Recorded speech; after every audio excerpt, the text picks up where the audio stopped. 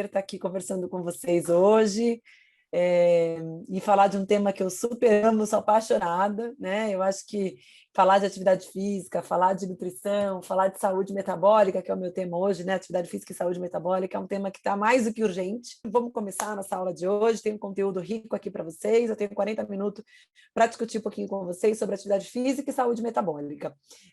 Vocês sabem que eu trabalho com nutrição esportiva, né? É a minha área de paixão, é a área que eu mais gosto de trabalhar. Estou me dedicando a minha vida aí a isso, né? E não tem como a gente falar de nutrição esportiva se a gente não falar de exercício, e não falar de exercício no contexto de saúde como um todo, né? No contexto realmente como a gente... Porque quando a gente pensa em nutrição esportiva, as pessoas têm essa ideia que é só atleta, que é só performance, né? Ah, porque eu não vou trabalhar com nutrição esportiva porque eu não consigo atender atleta. E, na verdade, isso não é verdade. Né? Porque quando a gente pensa em exercício físico, a gente tem que pensar no contexto de longevidade, no contexto que envolve a prática de exercício físico, a prevenção e o tratamento de inúmeras doenças. Então, trabalhar com o exercício físico é algo cada vez mais urgente. A gente entender de exercício físico, né, é cada vez mais urgente para a gente entender, inclusive, quais as respostas que esse exercício físico pode trazer para a saúde. E quando eu falo em performance, eu não falo só em performance atlética, eu falo em performance visualizando a saúde como vitalidade positiva. Então, é expressar o máximo que a gente pode do nosso organismo para realizar as atividades do nosso dia a dia de maneira independente e com bom condicionamento. Então, eu consegui correr para subir uma escada, eu consegui, quando faltar a luz do meu prédio, eu consegui subir 18 andares sem precisar do elevador e não morrer quando chegar lá em cima, né? Eu consegui brincar com meu filho, mais velha, consegui participar e brincar com os meus netos. Então, tem uma questão muito importante que envolve a saúde como um todo e a saúde do nosso organismo. Então, a ideia é a gente mostrar como o exercício físico pode contribuir para essa saúde dos sistemas do nosso organismo, desde a questão muscular, né, que é a primária, mas todos os efeitos que esse efeito do músculo esquelético tem na nossa saúde como um todo. Então, é isso que a gente vai compartilhar aqui com vocês hoje. Então, vamos falar de atividade física e saúde metabólica, tá? Bom, eu preciso começar dizendo para vocês que as 10 maiores causas de morte no mundo, de acordo com a Organização Mundial de Saúde de 2016, são essas que estão listadas aqui para vocês.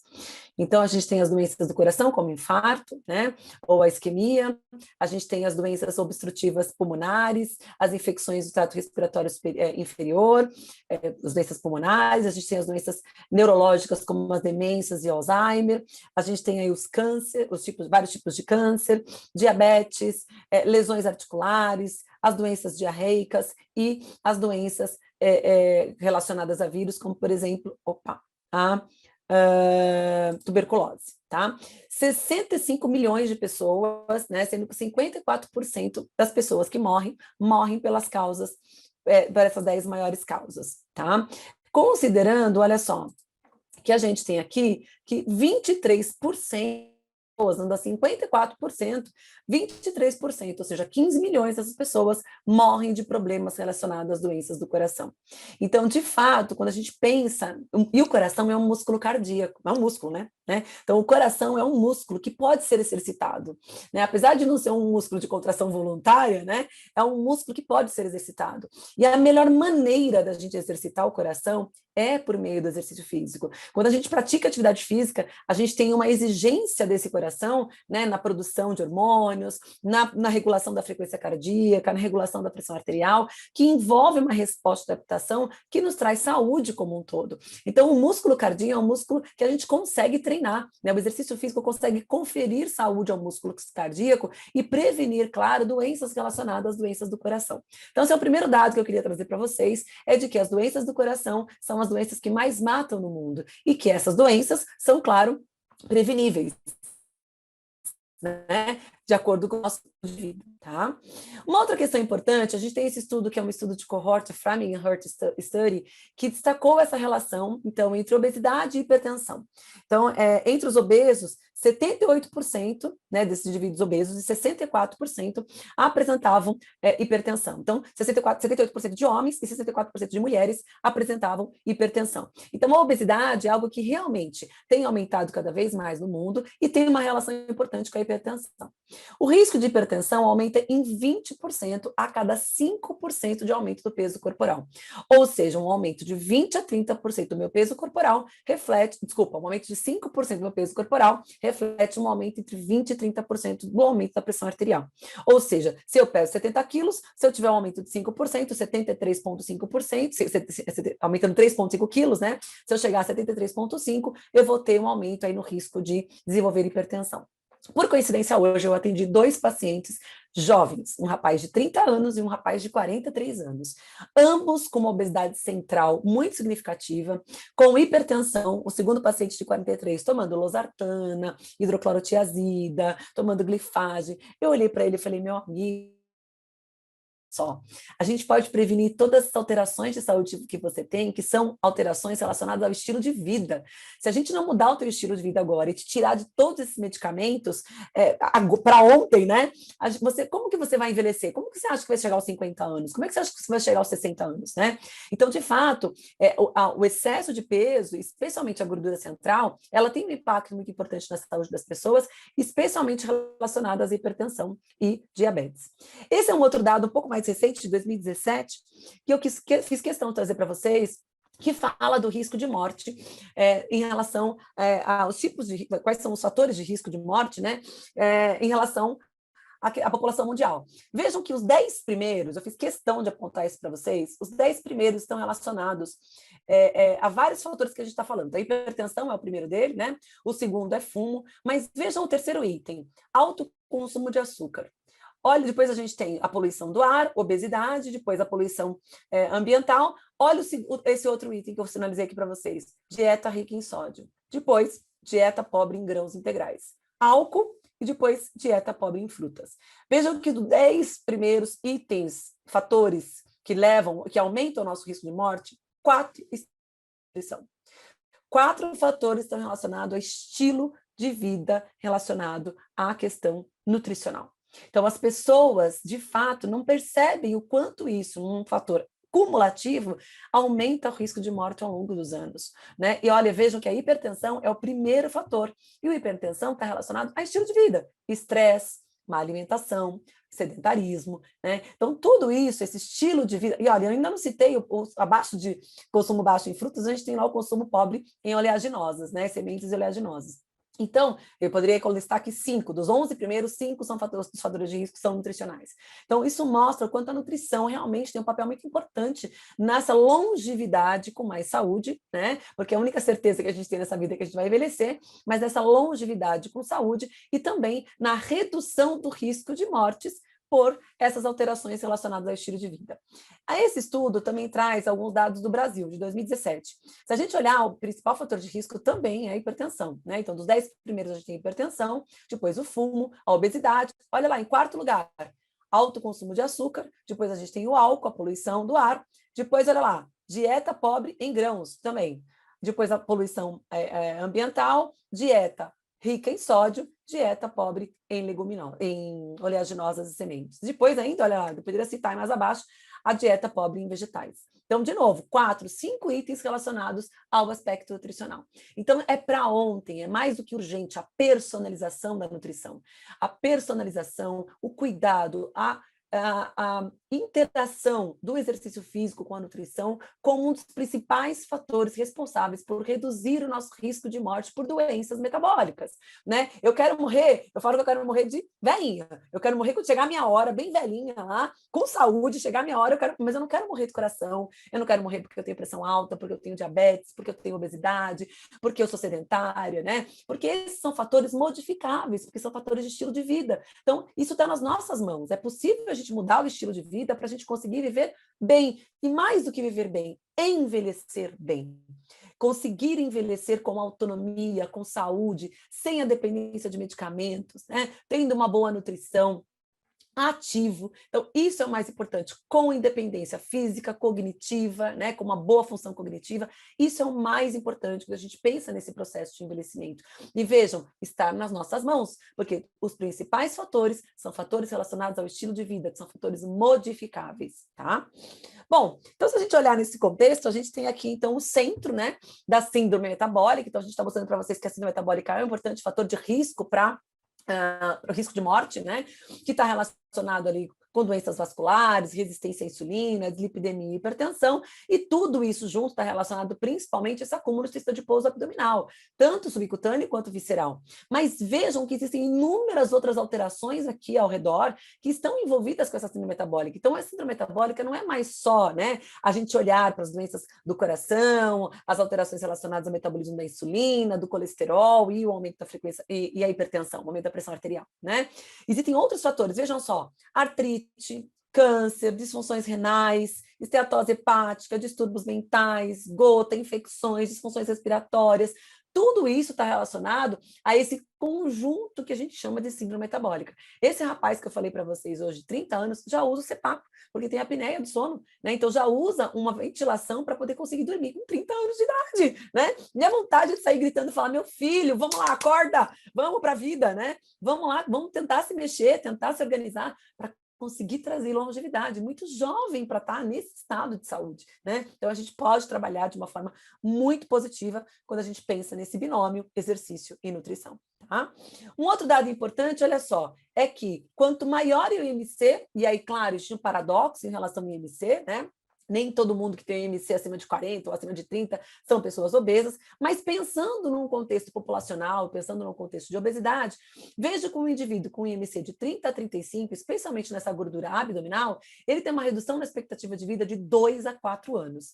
E se a gente trouxer esse indivíduo para um IMC acima de 40, ele tem uma redução na expectativa de vida de 8 a 10 anos, sendo que o primeiro órgão que pede socorro é o coração, né? Justamente porque está relacionado à hipertensão e às doenças cardiovasculares, que são muito frequentes nessa população e que podem, e são os primeiros fatores de risco para a morte. Então, quanto maior essa gordura central e abdominal, menor é a minha expectativa de vida. Do contrário, a gente tem estudos mostrando que quanto mais ativo é o indivíduo, maior é a expectativa de vida, né? Então, vou mostrar aqui para vocês dados muito importantes relacionados ao exercício físico que podem melhorar a nossa saúde metabólica como um todo e reduzir, então, o nosso risco de morte, aumentando a nossa expectativa de vida. De novo, é importante que a gente pense nessa expectativa de vida como uma forma de longevidade, numa forma de a gente conseguir envelhecer com saúde, né? Porque envelhecer todos nós vamos. Como a gente quer envelhecer é uma outra questão que a gente precisa pensar, tá? Esse estudo, então, aqui é só para mostrar para vocês, olha só, essa questão, porque a gente pensa assim, mas será então que é só essa questão da obesidade que está relacionada com essa questão do risco de morte e tudo mais? Esse estudo é um estudo muito interessante porque ele faz essa comparação se existe um obeso saudável, esse paradoxo da obesidade. Mas a coisa mais importante que eu quero mostrar aqui para vocês é o seguinte, vejam que aqui a gente tem indivíduos com um consumo máximo de oxigênio, ou seja, a gente chama de VO2 máximo, né? Com consumo máximo de oxigênio de 14 mililitros de oxigênio por quilo por minuto. Então, ela consome 14 mililitros de oxigênio por quilo de peso por minuto, que isso dá um dado relacionado à sua capacidade aeróbica, ao seu fitness, à sua condição, ao seu condicionamento aeróbio, principalmente, que envolve coração, pulmão, que envolve sistema cardiovascular e respiratório, né? Então, essas pessoas que têm um VO2 menor que 14, elas têm um risco de morte, né, maior do que aquelas pessoas que têm um VO2 maior do que 14. Vejam só, menor do que 14, independente do IMC, vejam que até mesmo os indivíduos mais magros, eles têm aqui, eles são mais doentes porque eles têm uma condição cardiorrespiratória menor. Então, vejam, tanto os indivíduos magros com IMC de 18,5 a 24,9, quanto aqueles indivíduos mais obesos, com IMC até acima de 30, o risco de morte é maior, porque eles acabam ficando mais doentes. Se a gente olhar agora para esses indivíduos aqui com uma alta capacidade, um que a gente chama de fitness cardiorrespiratório, com o VO2 máximo acima de 14 ml, vejam que isso se iguala. Então, mesmo os indivíduos obesos, quando eles têm uma capacidade cardiorrespiratória melhor, eles conseguem prevenir o risco relacionado à obesidade. Por que que isso é muito verdade e por que isso é tão importante? Lembra que eu falei para vocês lá no começo? O coração é músculo. E a gente consegue treinar esse músculo cardíaco, consegue esse condicionamento físico através da melhora do funcionamento cardiovascular. E eu mostrei para vocês que os principais fatores de risco para a morte é doenças cardiovasculares e hipertensão. Então, mesmo com a obesidade, né, mesmo eu tendo ali uma obesidade instalada, isso não quer dizer que eu vou que a obesidade por si só seja o único fator de risco para a morte. A gente tem outros fatores ambientais, especialmente o condicionamento cardiorrespiratório, que pode comprometer, sim, e aumenta, e pode, na verdade, me proteger. Se eu tiver um condicionamento cardiorrespiratório melhor, ele me protege contra o risco de morte, mesmo tendo obesidade. E se eu tiver obesidade mais um fitness ou uma capacidade cardiorrespiratória menor, isso aumenta o meu risco de morte. Então, isso mostra que não é só a questão do acúmulo de gordura, que o sedentarismo, principalmente, e a sua capacidade aeróbica, o seu condicionamento físico, é um fator de risco muito importante para aumentar o risco de morte e reduzir a sua longevidade. Então, o condicionamento respiratório, o condicionamento físico, é um fator muito importante. E eu estou mostrando aqui para vocês, então, que, independente do acúmulo de gordura, se esse indivíduo é mais treinado, ou seja, se ele tem uma melhor condição cardiorrespiratória, ele tem um menor risco de doenças cardiovasculares e, consequentemente, um menor risco de doenças, tá? Então, olha só, o VO2, né, reduzindo ali, né, é muito importante quando a gente pensa nessa questão do condicionamento respiratório e redução do risco de doença, tá?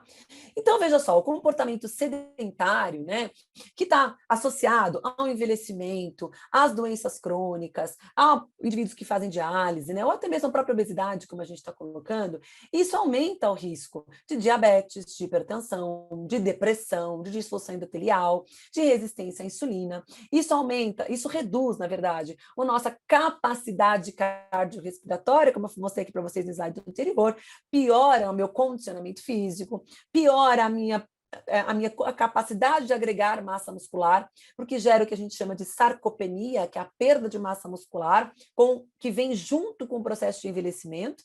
Então, a gente tem uma perda de massa muscular também.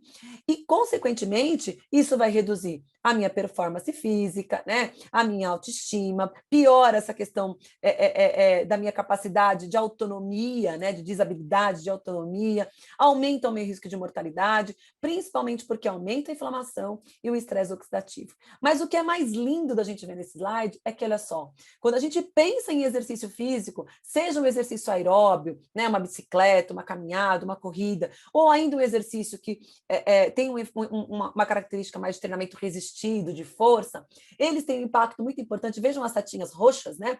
Em inibir todo esse processo de desequilíbrio metabólico. Então, o comportamento ativo, quando a gente é uma pessoa ativa fisicamente, eu reduzo o meu risco de desenvolver diabetes, hipertensão e depressão, de resistência insulínica, de disfunção endotelial, eu melhoro a minha capacidade aeróbia, reduzo a minha capacidade de perder massa muscular com o processo de envelhecimento, né? Melhoro a minha performance física, reduzo o estresse oxidativo e inflamação, diminui meu risco de mortalidade.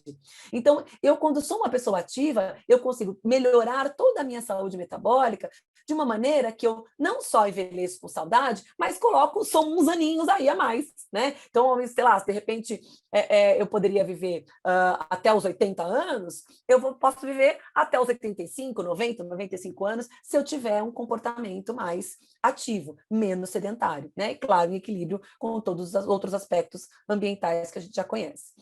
Falando em exercício, a gente não pode esquecer que a gente tem aqui o treinamento de força, o treinamento resistido, na verdade, né? Eu não gosto de falar treinamento de força, porque o treinamento resistido é aquele feito com pesos, é aquele que trabalha a questão muscular, né? O dano muscular para gerar síntese, para gerar ganho de massa muscular. Então, o treinamento resistido, ele faz com que a gente tenha uma sinalização nesse músculo esquelético pela ativação de uma cascata, que a gente chama de inositol trifosfato quinase AKT-mTOR, que gera, então, a hipertrofia muscular. Então, o treinamento de força, uma das adaptações que a gente espera com o treinamento de força, é justamente o ganho de massa muscular. Do outro lado, em contrapartida, a gente tem o treinamento de endurance, é o treinamento aeróbico, como vocês quiserem, que é o treinamento que está mais relacionado ao fitness cardiorrespiratório. Então, é uma via modulada principalmente por uma proteína, um fator de transcrição gênica chamado PGC1-alfa. PGC1-alfa faz o quê? Formação de novas mitocôndrias. mitocôndrias. E por que a mitocôndria é importante no músculo esquelético? Porque a mitocôndria é o local onde a gente consegue oxidar mais substrato energético. É o local onde a gente oxida gordura, principalmente, né? A gente faz beta-oxidação, que oferece acetil-CoA para o ciclo de Krebs para a produção de energia.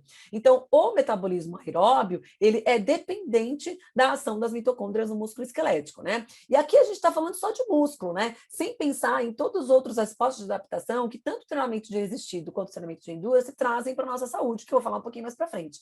Mas pensando em músculo, é isso aqui as principais adaptações que a gente tem quando a gente pensa em exercício, tá? E aí, pensando em exercício num contexto geral, independente do exercício, mas principalmente o exercício de endurance, a gente tem aqui um efeito muito interessante em aumentar o funcionamento da célula beta-pancreática, em trabalhar esse músculo cardíaco, reduzindo a nossa pressão arterial, ou seja, eu tenho que bater com menos intensidade e mais, eu consigo bater mais devagar e com menos intensidade para jogar bastante sangue para todo o meu corpo. Então, eu consigo ter uma frequência cardíaca de repouso menor, né? Eu consigo ter uma melhora do meu fitness, do meu consumo máximo de oxigênio, tá?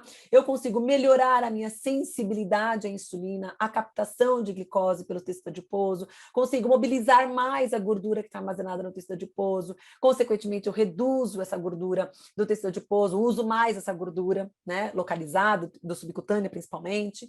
No músculo esquelético, especialmente o treinamento resistido, melhora a massa muscular, a sensibilidade à insulina, a captação de glicose, a biogênese mitocondrial, a capacidade de produzir energia através da mitocôndria e oxidar mais gordura nesse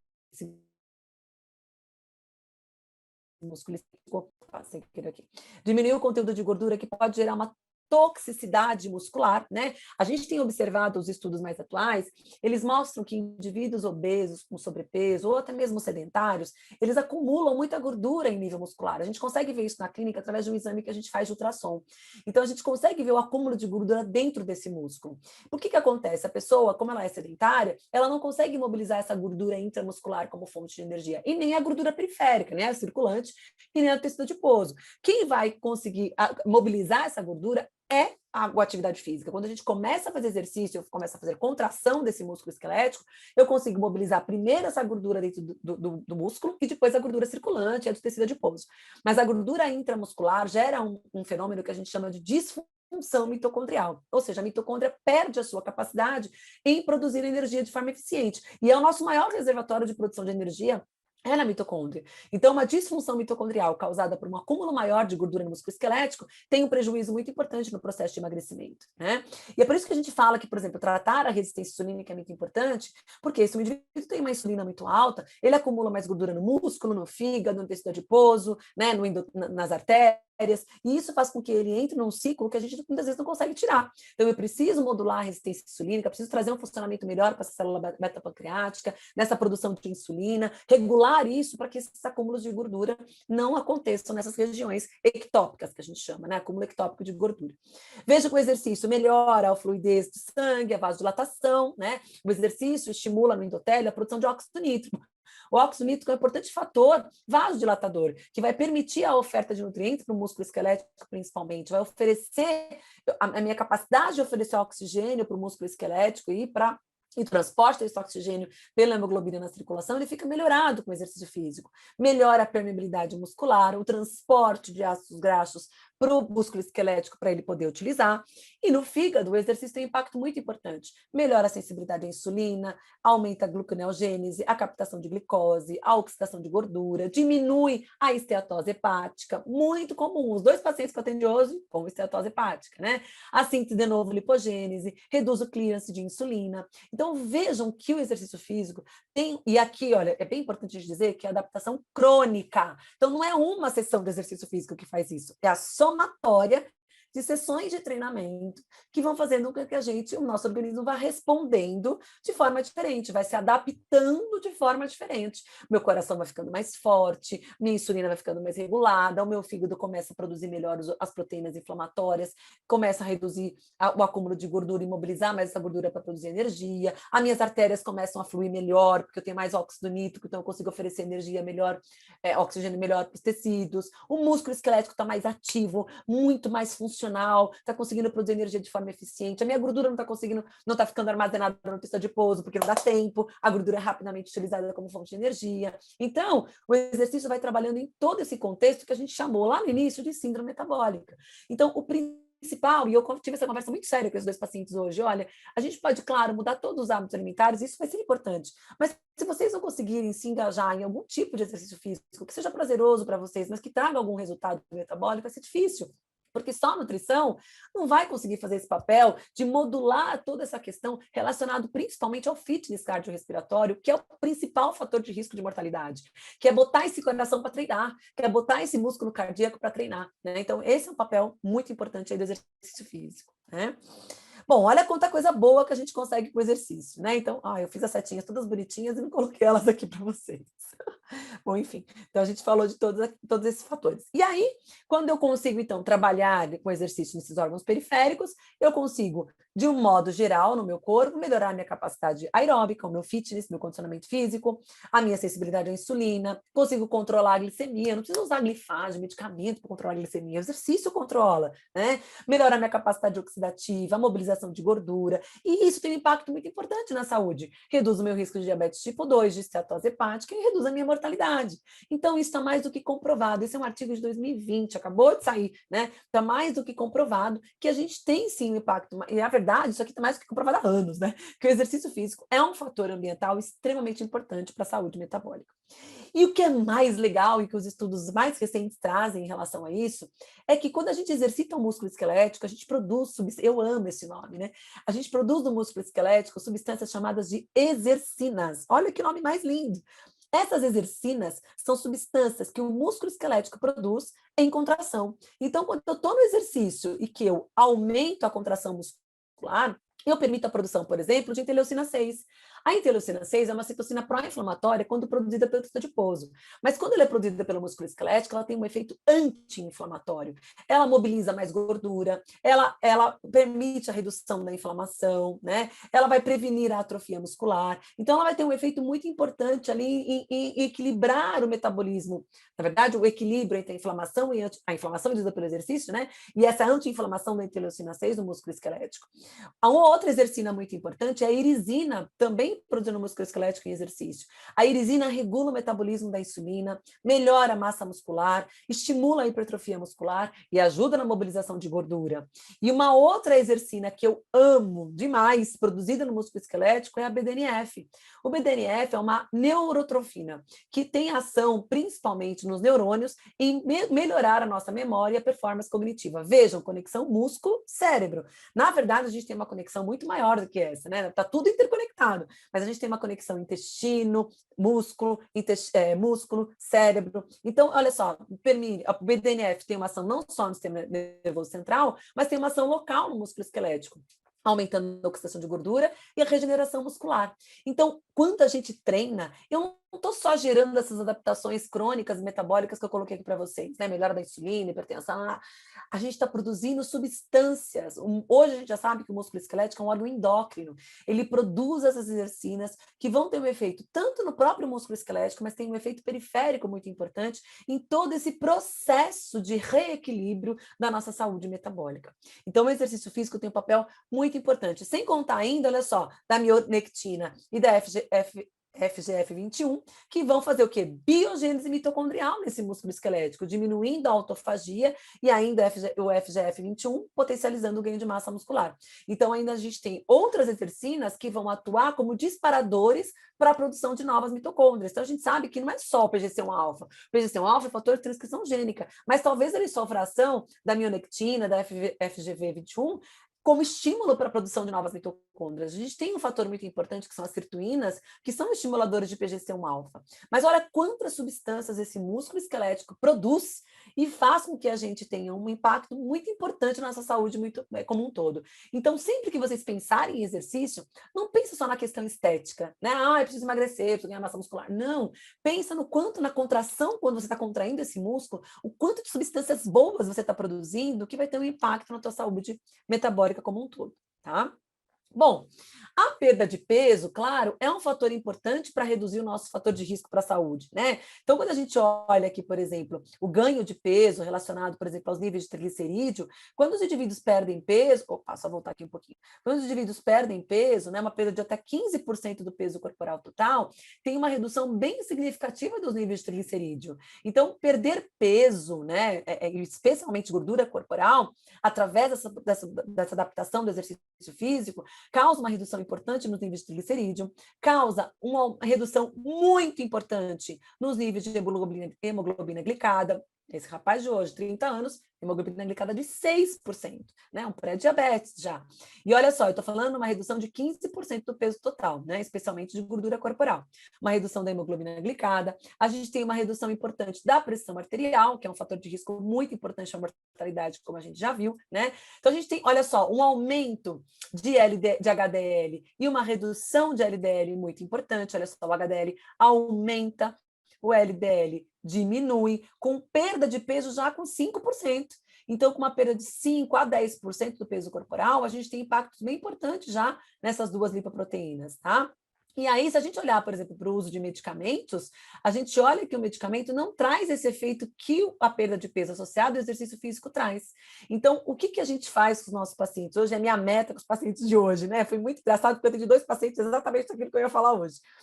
É tirá-los do uso do medicamento, é fazer com que o estilo de vida seja a mola propulsora para a longevidade deles e que eles não fiquem dependentes de medicamentos que fazem todas essas alterações de saúde que vão corrigir o sintoma, né? Então, um antilipidêmico, ele diminui lá a síntese de lipoproteínas, mas não está trabalhando no contexto geral de saúde desse paciente, né? Então, e outra, estou mostrando aqui para vocês que o medicamento não tem o mesmo efeito que tem a perda de peso induzida pelo exercício físico. Então, de fato, o exercício associado à perda de peso traz um efeito muito importante. Essa é uma revisão publicada em 2020 também. Olha só, regular, né? Tem que ser frequente e moderado, né? Até o exercício físico mais vigoroso, tem um efeito protetor muito importante contra as doenças metabólicas. Além disso, olha só, existem muitas adaptações em vários órgãos do nosso organismo que são induzidos pelo exercício físico, que têm um impacto muito potente nessa modificação da predisposição para a doença. Então, o exercício físico gera adaptações de diversos órgãos que reduzem a minha predisposição para a doença. E, além disso, né, existem vários fatores que, de forma reducionista, né, redundante até mesmo, contribuem para a proteção da saúde metabólica, né, que é induzida pelo exercício regular. Então, de fato, o exercício físico tem um impacto muito importante aí nessa atividade metabólica. Mas eu quero trazer para vocês aqui um assunto muito diferente e importante, que também saiu ano passado na Cell Reports, que fala sobre essa questão da modificação da expressão gênica do nosso músculo esquelético quando a gente compara um indivíduo treinado, tanto com o não treinado, no exercício de endurance e no exercício de força. É algo extremamente complexo, mas é algo muito interessante, porque mostra que, na verdade, que com os anos de treinamento, a gente consegue mudar a nosso perfeição do músculo esquelético, que o que potencializa também a nossa longevidade e a nossa saúde metabólica. Então, o treinamento físico, ao longo da vida, tem um efeito muito protetor na prevenção de doenças, câncer, diabetes tipo 2 e doenças cardiovasculares. E esse estudo do Champman mostra que isso está muito relacionado à mudança na expressão desses genes que vão garantir essa longevidade. Então, se a gente olhar aqui, por exemplo, eu não sei se esse slide, deixa eu ver se o outro slide talvez mostre isso melhor para vocês. Eu vou voltar aqui um pouquinho. Olha só. A gente tem aqui indivíduos treinados, então a gente tem homens treinados e mulheres treinados em endurance, exercício de força, a gente tem homens, e a gente tem indivíduos controles, né, não treinados, tanto homens quanto mulheres. O que eles observaram? Que 15 anos de treinamento de endurance de força, vamos primeiro para o de endurance, 15 anos de treinamento de endurance muda a expressão gênica de um indivíduo sedentário. Então, em 15 anos, eu consigo mudar a expressão desses genes do indivíduo sedentário, tanto em homens quanto em mulheres. Então, existe ali uma alteração na transcrição gênica que também confere saúde nesse músculo esquelético, me prevenindo contra as doenças metabólicas. E que, ao longo do tempo, esse tempo de treino diminui as diferenças que existem entre homens e mulheres. Então, homens geralmente, a gente tem estudos mostrando que homens, por exemplo, são mais condicionados, né, na capacidade de aeróbia, mas conforme essa mulher vai treinando ao longo do tempo, chega um momento na vida que essas diferenças, elas diminuem entre homens e mulheres. Então, a gente pode dizer que se aos 30 anos o homem ele é mais condicionado aerobiamente do que a mulher, se essa mulher ir treinando ao longo da vida, pode ser que aos 60 anos essas diferenças sejam menores, por conta dessas respostas transcriptômicas que a gente tem no músculo esquelético. Diferente do exercício de força, né? O estudo mostra que no exercício de força não existe muito essa mudança na expressão desses genes do indivíduo treinado para o indivíduo sedentário. Mas o que a gente tem, é por isso que eu falo que o mais legal, por isso que a gente vê muitos atletas, né, amadores, que fazem atividades de endurance, corrida, triatlo, hoje ganhando força conforme a gente vai envelhecendo. Porque essa mudança na expressão gênica vai acontecendo nesse processo de envelhecimento, né? E parece que o exercício de endurance tem um papel muito importante em relação a isso, tá? Então, olha só, os dados mostram evidências de que existe uma mudança, né, na expressão gênica no músculo esquelético, que ela é diferente entre homens e mulheres após o exercício de endurance ao longo da vida, tá? E eles têm uma hipótese de que esse acúmulo, né, associado com o treinamento de força pode levar a alterações no nível de proteínas, né, que não, na verdade, não geram alterações na transcrição destes genes em nível basal. Mas que o exercício de endurance, sim, 6 a 12 meses de um programa de treinamento de endurance já é capaz de alterar essa a expressão desses genes, né, a transcrição desses genes, fazendo com que esses indivíduos os indivíduos sedentários passam a ter uma expressão de genes muito similares àqueles indivíduos que têm anos de treinamento. Então, sair do sedentarismo é para ontem, gente. Você ir para o exercício físico é para ontem, porque não gera só alterações crônicas na saúde metabólica como um todo, em hormônios, na expressão de enzimas, no acúmulo de gordura, na mobilização do substrato energético. Gera alterações na expressão dos genes do nosso músculo esquelético, nos tornando ainda mais um efeito protetor do exercício, tá? Uma coisa que eu queria dizer para vocês também é que, ao longo do processo de envelhecimento, a nossa capacidade também de ganhar músculo esquelético ela vai reduzindo, principalmente se a gente é um indivíduo que toma medicamento, se a gente é um indivíduo sedentário, né? Se eu estou exposto a todas as alterações metabólicas que a gente está falando. Nós chamamos de quê? De resistência anabólica. Então, o envelhecimento, por si só, está relacionado com essa resistência anabólica, com essa dificuldade em ganhar massa muscular durante o processo de envelhecimento. E isso é potencializado principalmente com o sedentarismo, com a resistência à insulina, né, às doenças críticas. Tudo isso potencializa essa resistência anabólica, que vai, então, comprometer o ganho de massa muscular, gerando, então, atrofia muscular.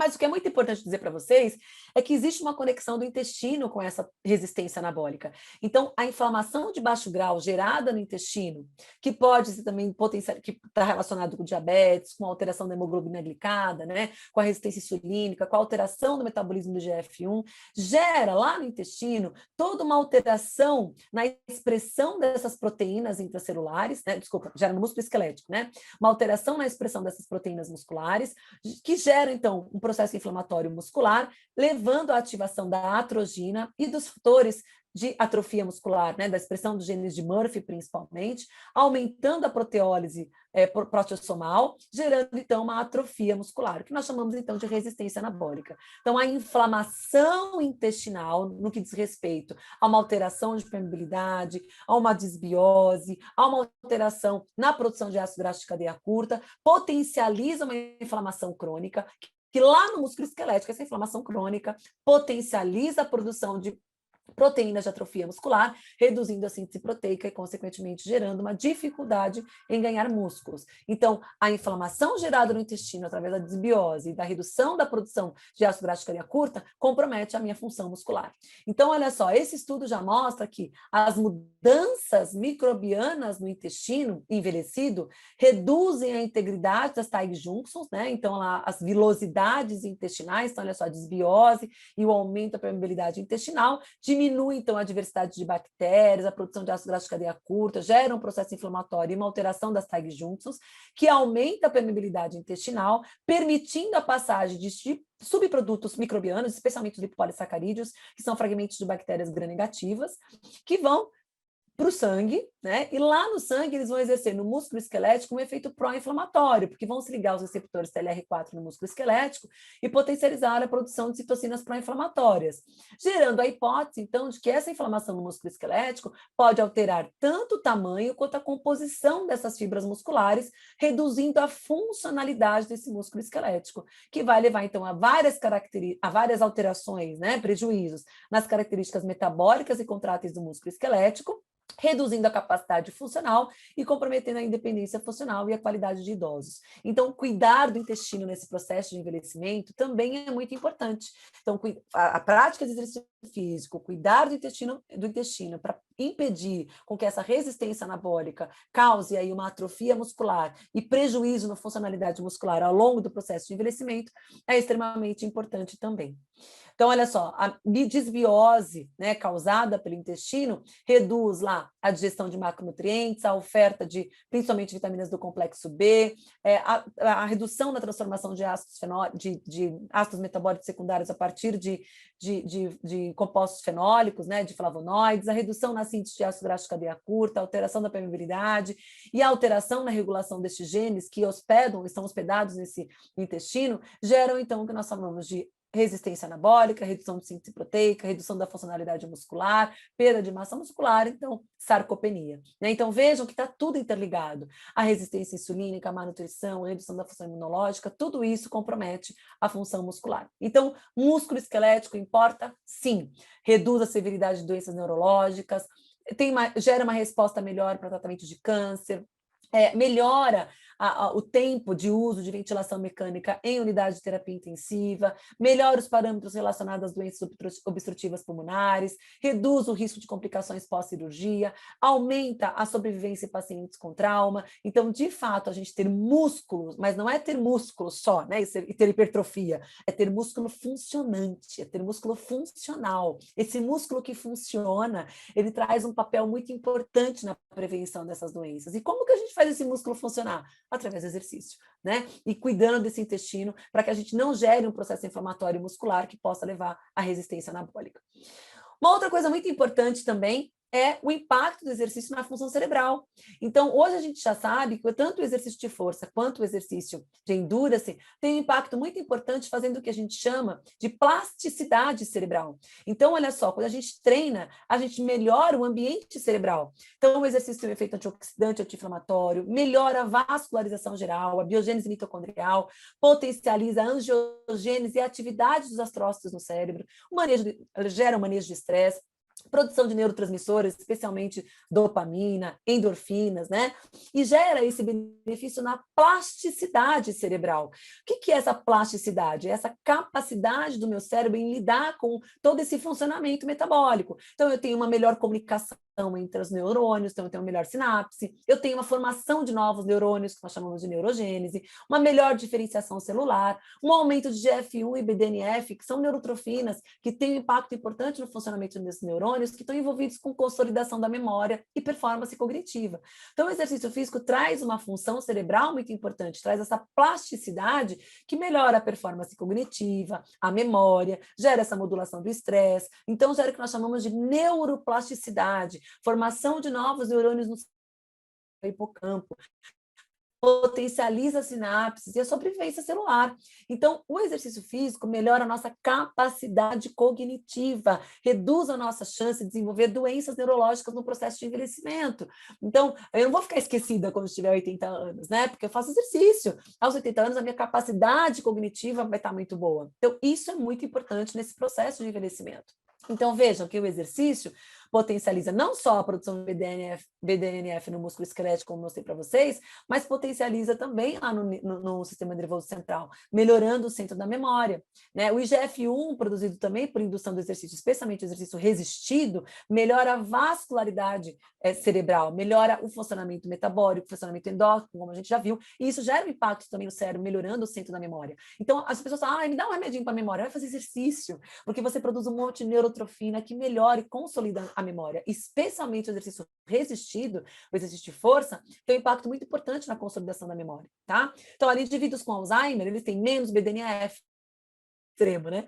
BDNF, mais processo inflamatório, mais resistência insulínica, por conta do estilo de vida sedentário, um consumo excessivo de gordura saturada e carboidratos simples, né? Essa dieta ocidental que gera obesidade, que a gente já viu que é um grande fator de risco associado, né, a outros fatores que geram o risco de morte. E quando a gente tem uma dieta rica em gordura monoinsaturada, ômega 3, ômega 6, né, uma dieta mais com característica mediterrânea, quando a gente pratica exercício, quando a gente tem uma dieta rica em polifenóis e antioxidantes, isso aumenta a produção de BDNF. Um dos polifenóis que mais aumenta a produção de BDNF, por exemplo, são as frutas vermelhas, antocianinas da fruta vermelha, a curcumina da cúrcuma, né? Tudo isso reduz o processo inflamatório, a resistência insulínica, então associado ao exercício, melhora a saúde cerebral e previne as doenças neurológicas associadas ao processo de envelhecimento, né? O estresse oxidativo, né, intenso, gerado pela má alimentação, gerada pelo esse ambiente poluído que a gente vive, cheio de vírus, de bactérias, né? O próprio efeito agudo do exercício, o estresse emocional e cognitivo, tudo isso gera alterações metabólicas, inclusive aumentando o nosso risco de infecções virais. Então, é importante que a gente trabalhe com uma alimentação mais equilibrada em energia, em micronutrientes, em fitoquímicos dos alimentos, que eu pratique exercício de forma regular e não só uma vez na vida, outra na morte, que eu faça o manejo do estresse, por exemplo, com meditação. Tudo isso vai diminuir, inclusive, o meu risco de infecção viral. E eu quero terminar essa aula falando para vocês que os indivíduos que fazem exercício de forma moderada, diferente daqueles indivíduos que fazem exercício, que são sedentários, esses indivíduos que fazem exercício de forma moderada, eles têm o que nós chamamos de menos inflammation, ou seja, o sistema imunológico está mais protegido contra as agressões do meio ambiente. O indivíduo sedentário, ele está mais nesse estado de inflammation, né? Tem mais citotoxicidade de células natural killers, tem mais produção de radical livre, mais mutação de DNA mitocondrial, reduz a eficiência mitocondrial, tem menos capacidade antioxidante endógena, tem mais processo inflamatório. Então, ao longo da vida, olha, depois que a gente passa aqui da adolescência, o exercício regular tem um impacto muito importante em aumentar a minha longevidade. Vejam que os indivíduos que fazem exercício regular vivem mais do que aqueles indivíduos sedentários. Eu não vou entrar no contexto aqui do exercício extremo, que está muito relacionado ao atleta de alta performance, né? Porque a gente não tem tempo. Mas a gente vai falar aqui do indivíduo sedentário. Esse indivíduo sedentário vive menos do que o indivíduo que faz exercício físico regular. E o mais importante de tudo isso, olha só, o exercício moderado de forma regular aumenta a nossa imunocompetência, e é isso que a gente mais precisa nessa época de pandemia, né? Então, olha, o exercício regular de intensidade moderada melhora a minha resposta à vacina, reduz os níveis de células T envelhecidas, aumenta a proliferação de células T, melhorando a minha imunidade adquirida, que é aquela que eu adquiro ao longo da vida, reduz os níveis de citocinas pró-inflamatórias, atividade de neutrófilos, a resposta inflamatória às bactérias, melhora a minha atividade citotóxica das células natural killers, né, que estão envolvidas aí tanto com o sistema imunológico inato quanto adquirido, aumenta a produção de citocinas anti-inflamatórias, como a interleucina 2, e olha que importante, esse estudo comparando exercícios de flexibilidade e exercícios cardiovasculares, ou seja, exercícios aeróbios, esses indivíduos, aqui é a influenza A, né? Esses indivíduos que fizeram exercício aeróbico, estavam submetidos a exercício aeróbio, eles tiveram uma resposta de soroproteção à vacinação para a influenza maior do que os indivíduos que fizeram exercício de flexibilidade. Ou seja, o exercício de endurance é um fator ambiental extremamente importante para melhorar a nossa resposta à vacina. E a gente está no momento não existe momento mais importante do que esse para falar de vacina, que é o que a gente está vivendo em relação ao Covid. Então, se eu sou um indivíduo que faz exercício físico de forma regular, a minha resposta de soroproteção é maior do que os indivíduos sedentários. Então, não adianta a gente achar que a vacina é o milagre, água benta, né? A água benta, tomei vacina, pronto, não vou ficar mais doente. Não, vacina não é água benta. Eu preciso melhorar, inclusive, a efetividade dessa vacina, boa alimentação e exercício físico, tá? E olha só, indivíduos com comportamento sedentário, eles têm o que a gente chama de imunossenescência, ou seja, um aumento da imunossenescência e um aumento do processo inflamatório que diminui a longevidade. Então, vejam que a partir dos 60 anos, esse indivíduo sedentário, o risco inclusive dele responder melhor à vacinação, na verdade, a resposta dele à vacinação é menor quando a gente compara com o indivíduo que faz atividade física regular. Olha, o indivíduo que faz atividade física regular, ao longo do processo de envelhecimento, ele tem uma resposta à vacinação muito melhor do que o indivíduo sedentário. Então, talvez os indivíduos mais idosos, né, os indivíduos mais velhos que foram vacinados agora, eles têm uma resposta melhor àqueles que fazem exercício físico de forma regular. Então, de forma regular e de forma crônica, o exercício físico causa uma imunoproteção extremamente importante nesse momento que a gente está vivendo. Então, a exposição sistemática a sessões de exercício melhora a minha resposta imunológica frente a esse ambiente de risco que eu vivo. Pessoas que praticam exercício físico regularmente são menos suscetíveis a doenças virais, como gripes e resfriados. Acredita-se que o exercício físico ajuda a ativar o sistema imunológico e prepará-lo para combater as infecções virais. Além disso, pessoas ativas respondem mais favoravelmente aos efeitos da vacinação. Então, é com essa informação que eu queria muito que vocês guardassem, além de tudo que a gente conversou aqui, a importância que o exercício físico tem para a nossa vida, tá? A gente já tem, inclusive, guidelines, né? Que não vai dar tempo de eu colocar tudo aqui para vocês, mas depois eu posso disponibilizar esses slides para todo mundo aqui. A gente tem guidelines de atividade física para indivíduos que estão na luta contra o Covid, tanto de exercício aeróbio, quanto exercício de força, exercício resistido, exercício intervalado, yoga e até mesmo o trabalho de respiração que a gente faz na meditação. Então, aqui para indivíduos saudáveis e assintomáticos, né, todas as informações que a gente tem em relação a isso, para indivíduos com sintomas e que foram incluídos, né, na verdade, com sintomas de trato respiratório, de alterações do trato respiratório superior, que tem, então, aí infecções, sintomas associados ao Covid, por exemplo, então, todas as recomendações que a gente tem de exercício, e para aqueles pacientes com sintomas, mas que tiveram outros envolvimentos gastrointestinais e outros órgãos, aí a gente tem aí a recomendação de yoga e da respiração. Então, gente, isso é uma realidade. Praticar atividade física, artigo publicado em 2021, é uma realidade. A gente tem guidelines específicos na luta contra o Covid para exercício físico, tá? Eu não sei se eu vou ter um tempinho aí, rapidinho, eu só queria que vocês vissem esse, vamos ver se eu consigo passar esse vídeo aqui para vocês, rapidinho. Deixa eu só mudar aqui e compartilhar essa outra tela aqui com vocês, que eu queria muito que vocês vissem esse vídeo da Joan McDonald. Eu não sei se vocês estão escutando o áudio. Vou colocar a legenda. Ela é uma mulher que começou a transformação aos 70 anos de idade. Ela pesava 200 libras. Came to me and she was on the verge of tears. Aqui é ela. And she said that I have a choice here. Mom, you got a choice. Either you're going to end up in a hospital needing a lot of care. You can do this. You can make yourself better. Que é educadora física. And I'll be there for you all the way. The first time we left Michelle and JJ's condo to come down to the beach, and it was not near as far as this one. We had to stop many times along the way because I just did not have the energy to keep going. They just didn't know if I was going to pass out on the way or not, and they'd have to drag me home or send me home by cab and then do whatever they had with the bike, lock it up somewhere. Yeah, it was really hard to even get Foi muito difícil, né? Começar tudo. To the first part of the beach. Never mind all the way down to where we are right now. It's 6 miles. Ela aos 73 I can go faster than some of the other ela ones, 6 milhas. which makes me feel good. I Mudou cook totalmente differently now. alimentar. I cook healthier. Comendo mais saudável. Oh, I definitely have more energy in my daily life. I still get tired Treino com because peso. when I work out, I put my all into it. But a half hour of downtime will perk me back up again, and I can keep going. The worst exercise I think I did when we first started was doing the planks, like side planks, weighted planks. I would collapse every time she told me to, okay, now you can have a rest. I would just collapse on the mat. Technology was very new to me. It was like another language. I felt like I was on another planet.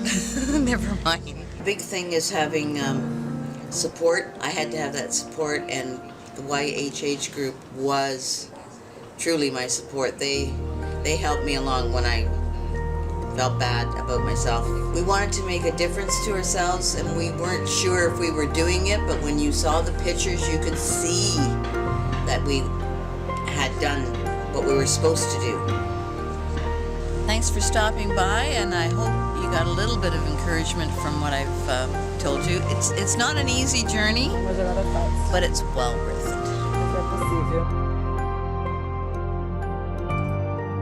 A Joan é uma inspiração. Se vocês puderem assistir, entrar no canal dela, é uma inspiração realmente o que ela faz, o que ela transformou a vida dela a partir de 70 anos, com a ajuda da filha, que é educadora física, que mudou os hábitos alimentares e mudou totalmente a vida dela. Hoje ela faz exercícios assim, é surreal ver ela treinando. É uma inspiração para quem ainda tiver na dúvida que exercício físico pode mudar a vida da gente, tá?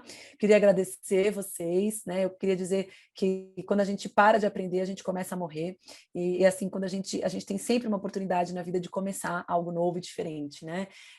Eu sou uma pessoa totalmente, vou dizer que viciada ao exercício físico, porque eu olho o exercício como uma forma de mudar a minha vida. Então tá aqui meu Instagram, meu e-mail, meu site, e estou à disposição de vocês para o que vocês precisarem. Enfim, eu espero que eu tenha inspirado vocês aí na atividade física. Obrigada, gente. Obrigada, Andréia, obrigada, que palestra, que aula incrível, que delícia te ouvir, assim, tão profundo esse final também, né, porque sempre há tempo, né, nunca é tarde, né, então lindo Passei isso. um pouquinho do meu tempo, Ale, desculpa, me empolguei. Eu já vou chamar aqui a doutora Natália aqui rapidinho para a gente continuar, mas queria te agradecer aí de novo por compartilhar aí de forma tão intensa e com tanto conhecimento aí, de uma forma clara, como sempre, brilhou. Obrigada. Obrigada por estar conosco aí. Beijo, galera. Muito obrigada. Beijo. Obrigada, Ale.